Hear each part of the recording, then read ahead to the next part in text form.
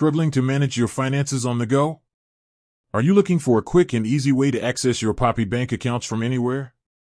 Well, you've come to the right place. In today's video, we're going to walk you through the simple steps to log into your Poppy Bank online banking. Let's get started. First, you'll need to open your web browser and navigate to the official Poppy Bank website. Be sure to use the correct URL to avoid any phishing scams.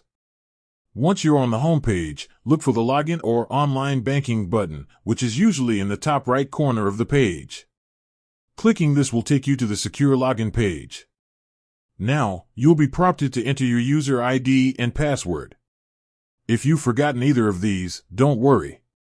There are links on the login page to help you retrieve or reset your credentials. Just follow the on-screen instructions. After entering your information, hit the Sign In button.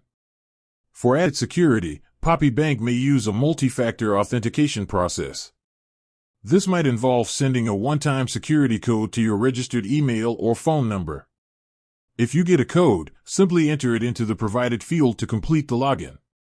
And that's it. You're in.